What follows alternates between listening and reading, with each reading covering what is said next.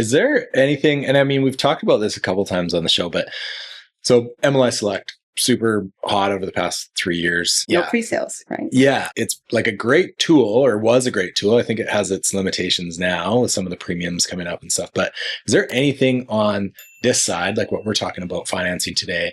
Like, are there grants, government programs, lender programs? Like, where is the incentive for developers to take on this type of risk and build single family homes? I don't know. Are there not programs, and should there not be programs to help with that? Because to go knock off 20% pre-sales, more than that. It could be unrealistic. And if it doesn't happen, then what, we're just stuck in this market where homes are not affordable. Like, that's the whole point of this is a major discussion happening right now, and the developers have come out to try to explain to the population who don't understand what they're working with, right? Aside from that, they're talking about, when the data comes in as to construction starts, that project was actually penciling like 3-4 years ago.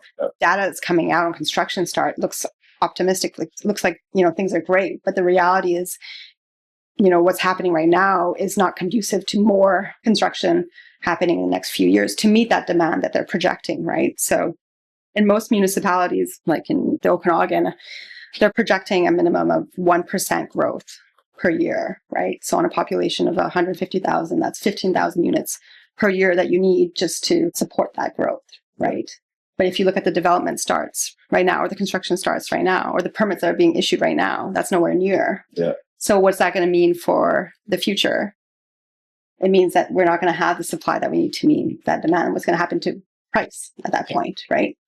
And so that's why there's a push to help people understand that, hey, the developer is not a bad guy. Investors are not bad. They actually help to get these projects going because they're the ones who are providing the equity and, de-risking the project for the lenders, right? So they're actually people buying the pre-sales. Yeah. Yes. Yeah. I mean, I guess it's kind of self-regulating there. Yeah. The value is going to go up so much, it's going to be hard for people to purchase. Well, that's exactly when developers are going to start to build more, when they have a better profit. But like, why would the government not foresee that now and be like, hey, because it's reactionary, and and because it has to come from an understanding of the people have to demand those changes, right?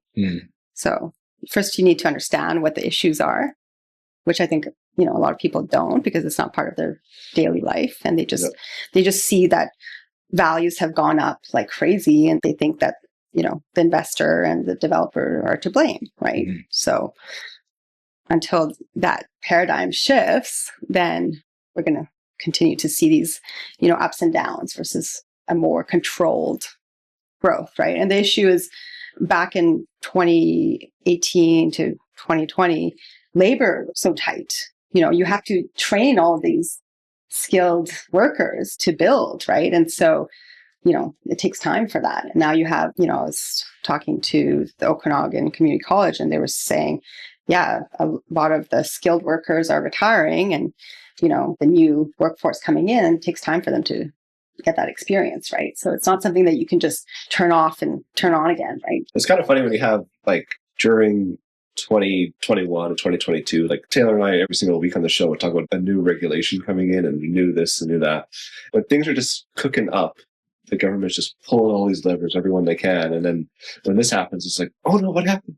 And I was like, well, kind of got to ride it up and ride it down. Just seems like it's not very far-sighted to those changes. Well, their mandates are 4 years at a time or something, right? So, yeah.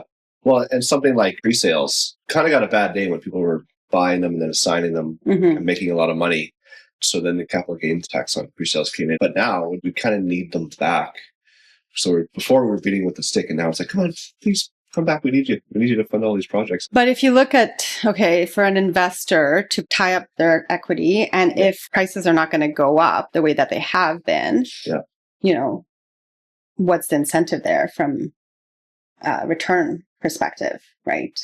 Yeah. So it's going to be challenging to bring back the investors to the market. Yeah. And so really developers have to think about the end user and appeal to the end user. Yeah. But the issue is that when you make the decision to buy something, it's usually like, I need something now, right? Or in 6 months. It's not in 3 years, Totally. Right? Yeah. Well, so when we were talking about pre-sales before on like the 10 unit or the 4 unit, I'm thinking as a practical realtor, if I see 3 fourplexes for sale like my clients are going to buy the one that where they can walk through it, and like because you see all this, like there's different levels of quality that you just don't see from a rendering, and like there's a lot of factors there, and they're obviously just going to opt for the one that's built. So I think it'd be pretty hard, especially now when there's a bit of a glut in the market, to sell pre-sale when there's existing ones. So yeah,